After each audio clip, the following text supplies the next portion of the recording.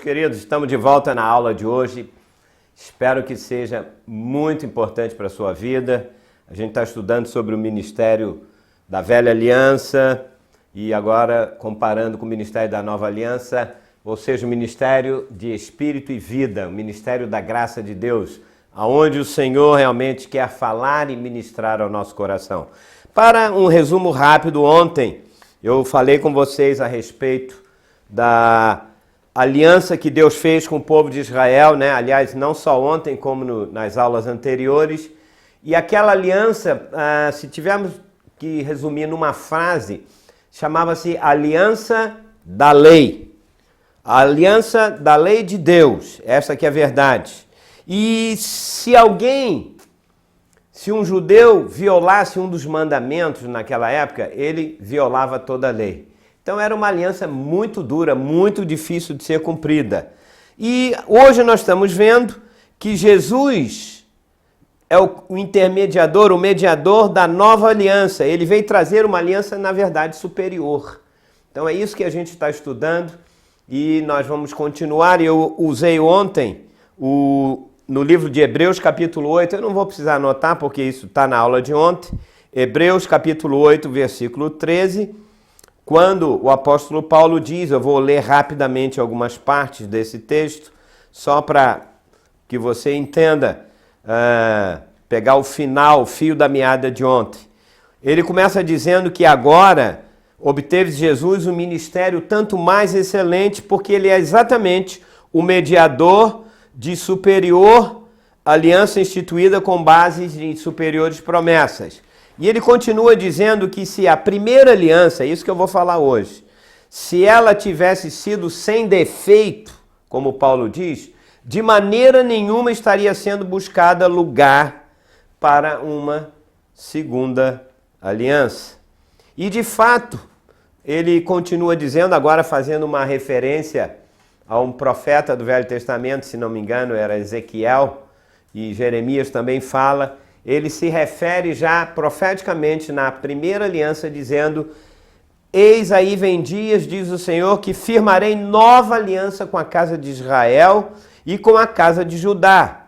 Não segundo a aliança que eu fiz com seus pais, diz aqui Paulo no texto que eu estou lendo, mas essa aliança era a velha aliança.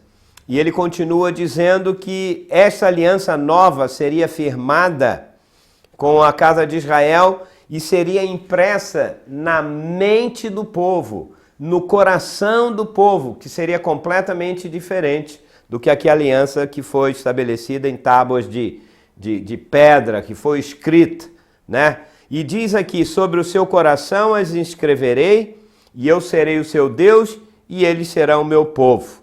E ele termina o texto dizendo que com relação às nossas iniquidades, os nossos pecados, ele ia usar de misericórdia e dos pecados jamais se lembraria. Então, esse foi o texto de ontem e eu quero exatamente hoje falar sobre Hebreus capítulo 10, versículo de 1 a 4. Vamos lá, vai abrindo aí a sua Bíblia, você que está interessado. Hebreus capítulo 10, versículo de 1 até o versículo 4. Tá? Enquanto você vai abrindo, é importante frisar que a nova aliança ela é baseada no coração, é no espírito do homem e não em tábuas de pedra. Por isso que Deus fez uma nova aliança, dizendo que agora vocês não precisam cumprir rituais, vocês não precisam cumprir as ordenanças da lei, porque agora vai ser diretamente ao seu coração, ao seu espírito, através do Espírito de Deus. Vamos ver então o que diz aqui Hebreus 10, de 1 a 4, não é isso? Exatamente. Paulo diz, ora, visto que a lei tem sombra dos bens vindouros, ou seja, não a imagem real das coisas, nunca jamais pode tornar perfeitos os ofertantes, com os mesmos sacrifícios que ano após ano, perpetuamente, eles oferecem. Doutra sorte não teriam cessado de ser oferecidos. Porquanto os que prestam culto, tendo sido purificados uma vez por todas, não mais teriam consciência de pecados? Essa é uma boa pergunta. E ele diz, entretanto, nesses sacrifícios faz-se recordação de pecados todos os anos, porque é impossível que o sangue de touros e de bodes remova pecados. Então veja, primeira coisa que nós vemos aqui, Paulo disse que a antiga aliança, ela era sombra e não a realidade. Sombra que pertencia à época da lei e que a realidade só viria no futuro, ou seja, a realidade seria a imagem real.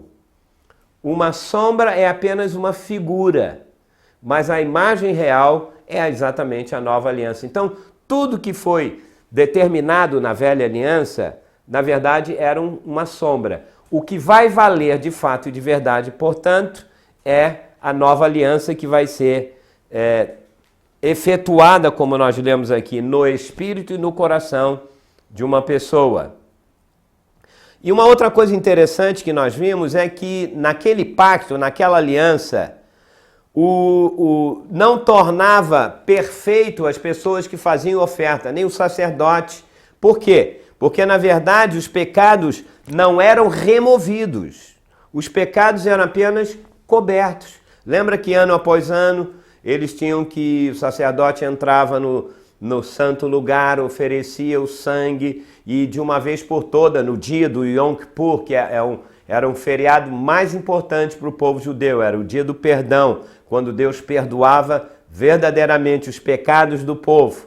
Mas isso era um ritual, porque os pecados naquela época, embora no dia do perdão fosse uma festa, fosse um ritual, ele não removia de fato, porque todo ano o que acontecia? O sacerdote tinha que ir lá e apresentar diante do Senhor para que, sombriamente falando, o pecado era coberto, mas não removido. Então, todo ano tinham que fazer sacrifício pelos mesmos pecados. A nossa pergunta da aula de hoje é o seguinte: por que razão a primeira aliança teve defeitos? Lembra que nós lemos? Porque a primeira aliança tinha defeitos. Se não tivesse defeito, não seria necessário fazer uma nova aliança. Então, a velha aliança tinha defeito? Ah, mas então você deve estar perguntando assim, pastor, será que Deus se enganou em fazer a aliança? Será que ele errou alguma coisa e agora está anulando a outra? Está anulando a primeira para criar uma agora sem defeito? Não.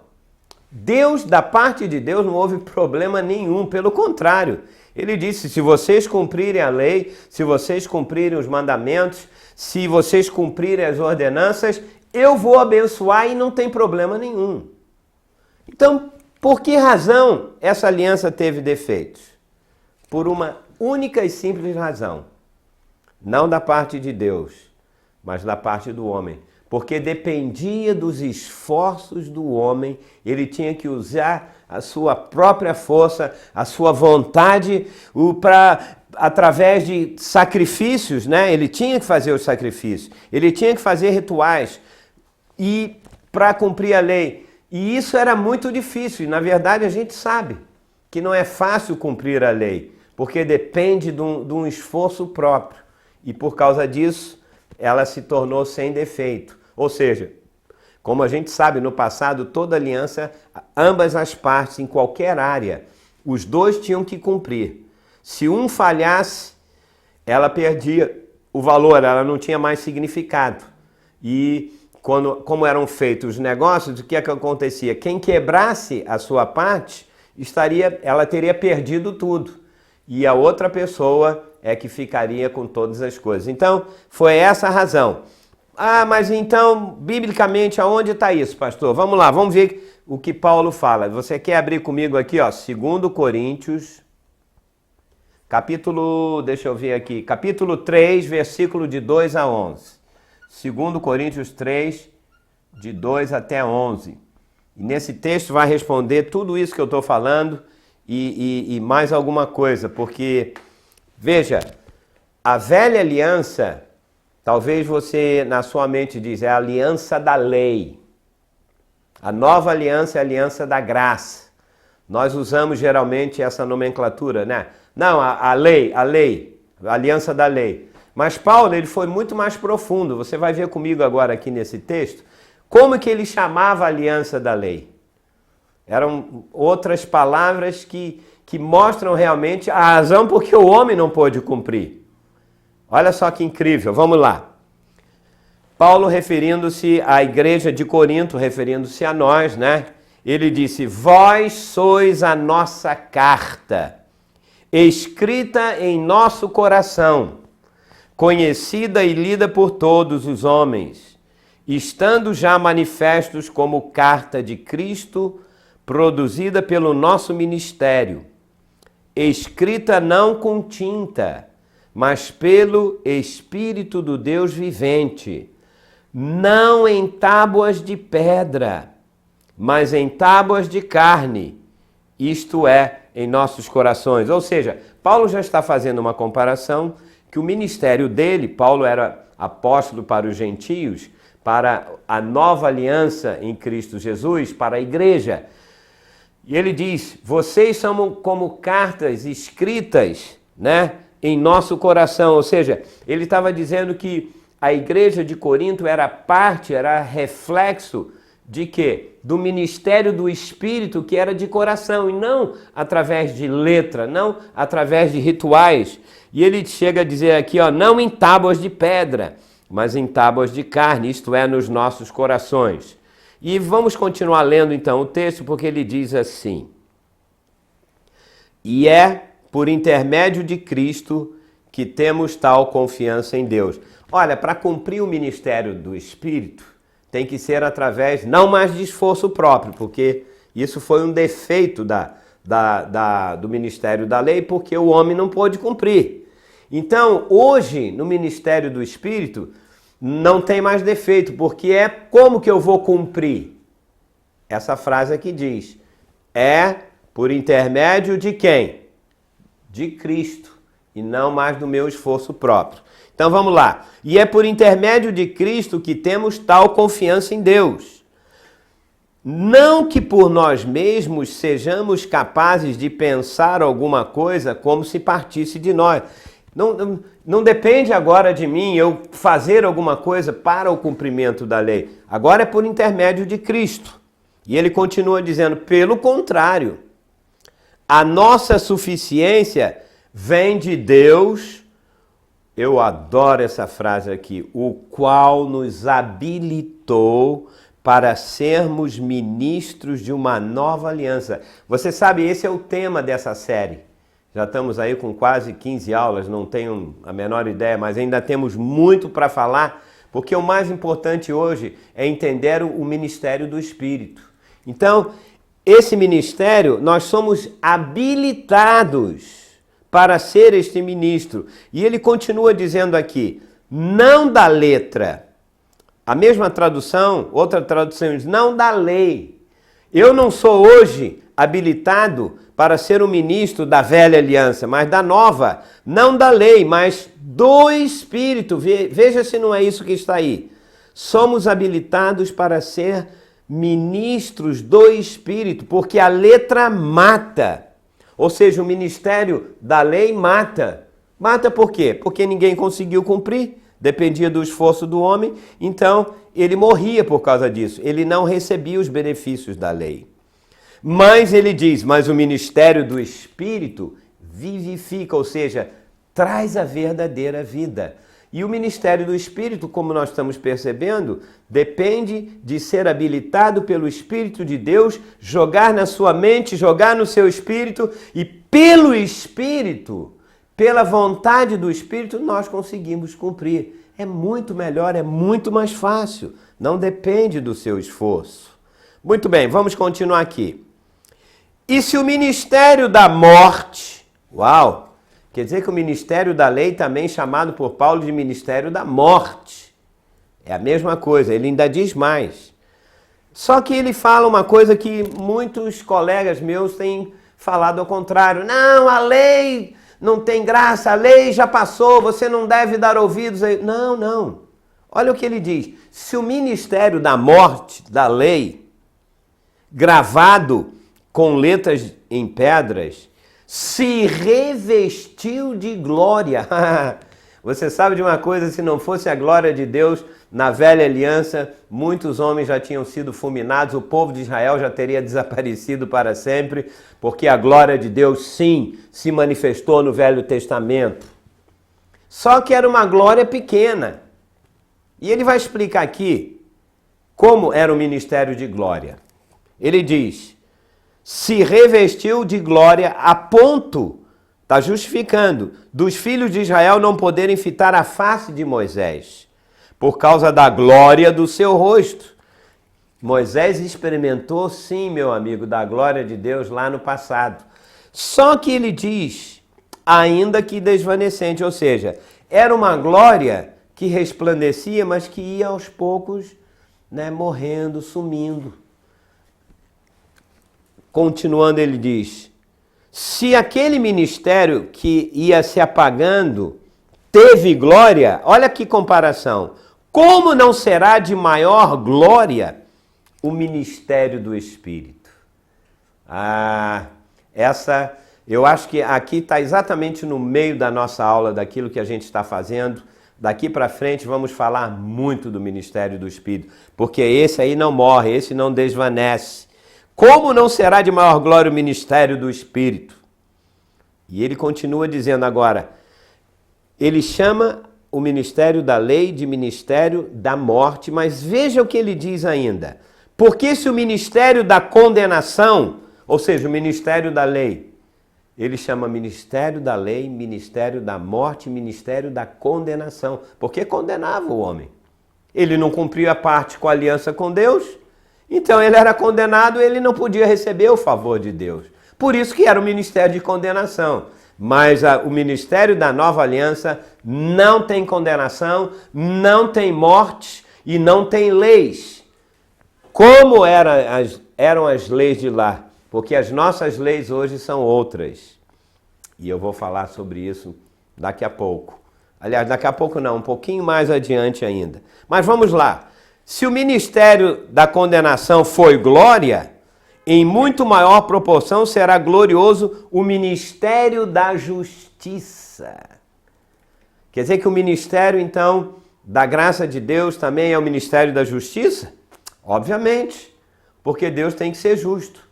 No passado, se o povo de Israel não praticasse a lei, a justiça de Deus tinha que condená-los, não é verdade?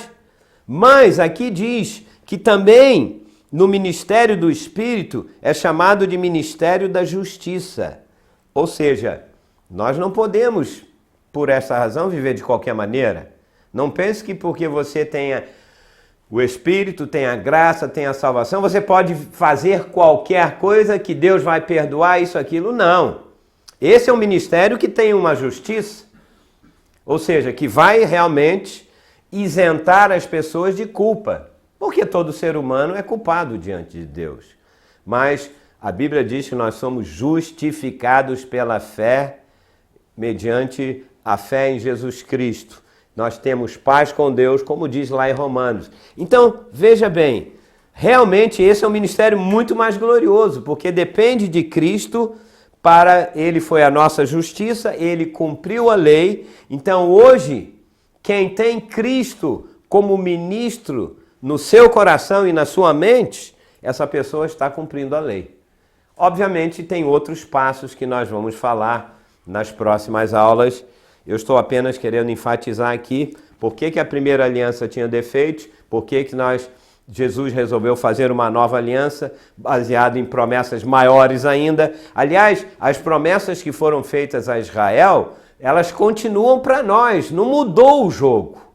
Apenas alguém vai ser o mediador que vai cumprir essas promessas. Então, se você tem Jesus, tudo que pertenceu a Israel pertence a você. E mais ainda, tem promessas ainda superiores. Vamos lá. Porquanto, na verdade, o que outrora foi glorificado, e foi, a glória de Deus se manifestou lá no Velho Testamento, sim. Ninguém se engane disto.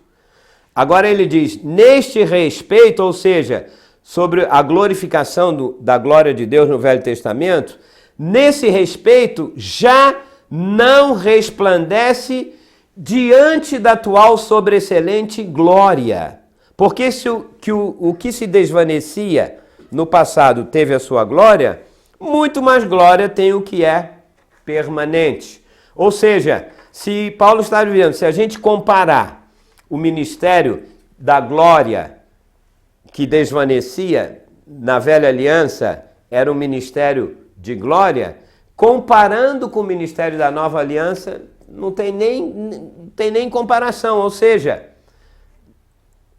aquele era um ministério que, como nós estamos falando, foi passageiro, ele não era um ministério permanente, e era um ministério que acabou quando Jesus veio como mediador dessas duas alianças. Aquele ministério teve de acabar. Agora, nós estamos no ministério permanente, que é o ministério do Espírito, que é o ministério da justiça. Eu estou lendo, então, 2 Coríntios, capítulo 3, eu li de 2 a 11, e agora nós vamos continuar, porque a tese de Paulo não acabou. Vamos ver agora os versículos, depois de 11 vem 12, eu quero ler até o versículo 18, exatamente ao versículo 18, porque ele continua dizendo, nós estamos aprendendo aqui, não é com o pastor Júlio, é com o apóstolo Paulo, que foi inspirado por Deus. E aquilo que está escrito é o que vale. A minha opinião não vale nada, nem a sua, me desculpe falar a verdade. Para isso nós estamos lendo e vamos continuar a ler outros textos para ver se eles falam ou não a mesma coisa. Então, eu sempre creio no que está escrito e eu creio mais ainda, aquilo que está escrito tem que ser revelado pelo Espírito de Deus. Aí, meu amigo, não tem dúvida alguma. Então vamos lá ler o versículo 12 até o 16, não é isso? 18. Espero que você esteja abrindo aí a sua Bíblia também. Se não, preste atenção.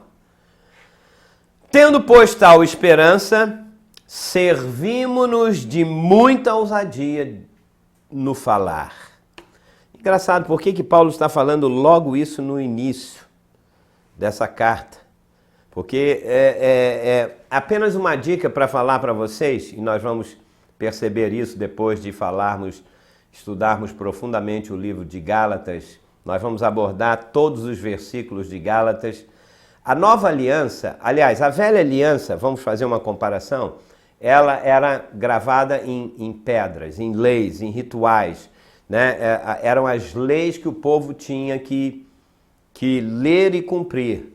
Segundo aqui na nova aliança, Paulo está dizendo que agora nós não fazemos esforços para cumprir essa lei, mas nós temos que fazer uma coisa. Guarde essa frase, temos ousadia no falar.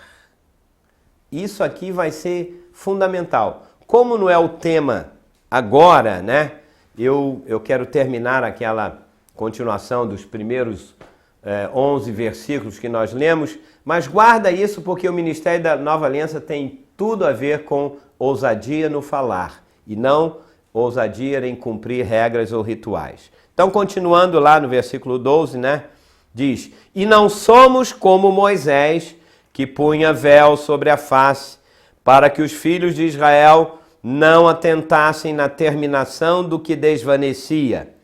Ou seja, Paulo está voltando ao mesmo assunto que ele falou antes. O que significa isso? Não atentar na terminação do que desvanecia. Ou seja, ele está se referindo ao fato de Moisés colocar o véu quando ele saía da presença da glória de Deus, que ela ia esmorecendo. Ou seja, essa frase significa que eles não podiam ver que o brilho da glória de Deus estava desaparecendo depois que ele saía da presença de Deus. E, continuando, ele diz, mas os sentidos deles se embotaram. Ou seja, a mente, essa era uma expressão, sentido embotado. A mente deles estava fechada para entender isso. Eles não podiam entender. Por quê? Pois até o dia de hoje, quando fazem leitura da antiga aliança, o mesmo véu permanece. Você já botou um véu na sua cara assim, já tentou ler, ver alguma coisa? Você não vai conseguir. fica tudo embaçado. Ele está fazendo uma comparação aqui de que até hoje o povo de Israel lê a lei, ele tem lá o Tanakh, que são os livros importantes, que é o Velho Testamento, o Pentateuco, os 5 livros escritos por Moisés. Quando eles leem ainda como um véu.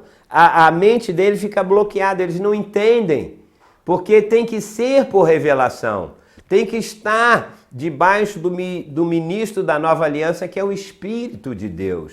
Por isso que a mente deles estava embotada, estava fechada. Então, dizendo, até o dia de hoje, quando eles fazem a leitura, eu estou lendo da nova aliança, o mesmo véu permanece, não lhes sendo revelado que em Cristo é removido. Eles não entenderam, não aceitaram o sacrifício de Jesus, que ele rompeu através do véu da sua carne, ou seja, o véu foi rasgado através da morte de Cristo na cruz. O que aconteceu? Hoje nós temos acesso ao Pai, ao Espírito de Deus, que nos revela, que nos traz uma aliança superior de promessas incríveis. Como ele diz aqui, mas até hoje, quando é lido Moisés, o véu está posto sobre o coração deles. Quando, porém, algum deles se converte ao Senhor, o véu lhe é retirado.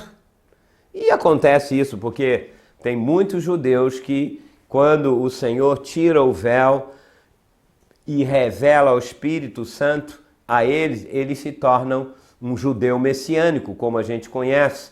Muitos que creem, confessam Jesus como Salvador e Senhor da mesma forma como nós. O véu foi retirado. Quando alguns deles, se convertem ao Senhor, o véu lhe é retirado. Aí olha a conclusão desse versículo aqui agora, que é muito comentado pelo povo de Deus, mas talvez um pouquinho aplicado, um pouquinho fora do contexto que nós usamos. Ele diz assim, ora, o Senhor é o Espírito. E onde está o Espírito do Senhor, aí há liberdade. Sabe de uma coisa? Aonde é o Espírito do Senhor, aí a liberdade? Eu sei que isso é aplicado em muitas áreas. Se você está no Espírito do Senhor, você tem liberdade para viver, você tem liberdade para viver uma vida poderosa, uma vida de vitória, você vai conseguir isso, porque o Espírito do Senhor está aí. Ei, eu não estou dizendo que isso não é uma verdade, mas eu não posso usar este versículo, ora, o Senhor é Espírito e aonde está o Espírito do Senhor a liberdade, senão dentro do contexto, ou seja, quando o Espírito do Senhor remove o véu da lei, dos mandamentos, das sombras, aí eu tenho liberdade para ver o quê? A realidade que é Cristo. Ou seja, essa liberdade aqui nada mais é do que uma liberdade da lei. Eu hoje sou livre da lei, porque eu tenho uma lei superior. Ela chama-se Espírito de vida, Espírito do próprio Senhor. Esta é a nova aliança, aliança de vida e aliança do Espírito. Jesus disse que as palavras dele se transformam em Espírito e vida. E esse Espírito e essa vida é infundido dentro do nosso coração e dentro da nossa mente. Só para terminar no finalzinho, ele diz exatamente isto. E todos nós, com o rosto desvendado, contemplando como por espelho a glória do Senhor, somos transformados de glória em glória na sua própria imagem, como pelo Senhor, o Espírito. Olha que frase tremenda isso.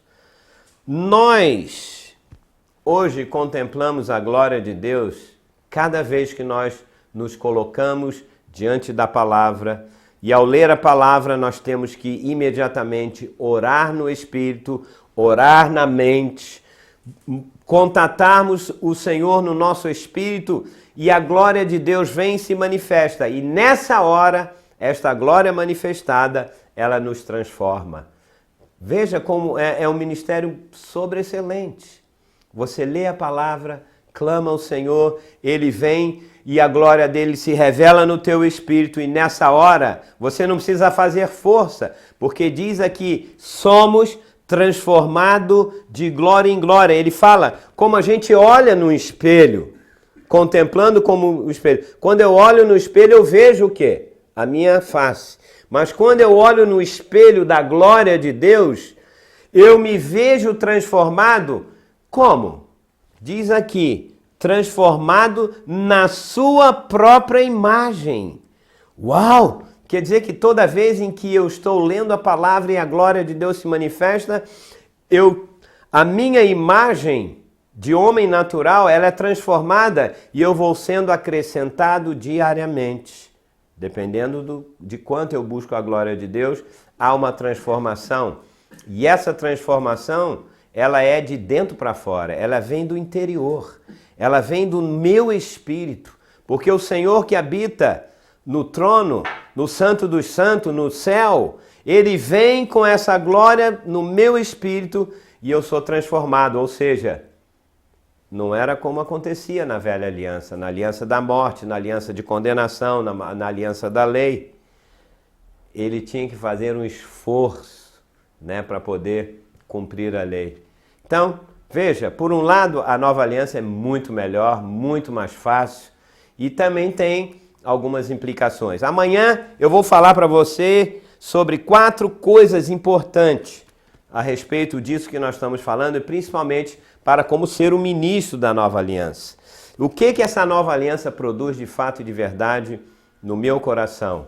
Porque se você, amigo, acha que vai cumprir um ritual, que isso vai te transformar, eu posso dizer, nem com a melhor intenção do seu coração, isso não modifica absolutamente nada. O que eu e você precisamos é da glória de Deus. E a glória de Deus só vai se manifestar sobreexcelentemente quando nós estivermos lendo a palavra, orando, ouvindo, compartilhando uns com os outros. Então, ponto e vírgula, amanhã nós vamos voltar para 4 pontos fundamentais da nova aliança e essa aula amanhã é imperdível, hein? Não falte não. Um abraço, aqui fica seu amigo Pastor Júlio, desejando a você que o Senhor seja com teu espírito. Até lá então. Tchau.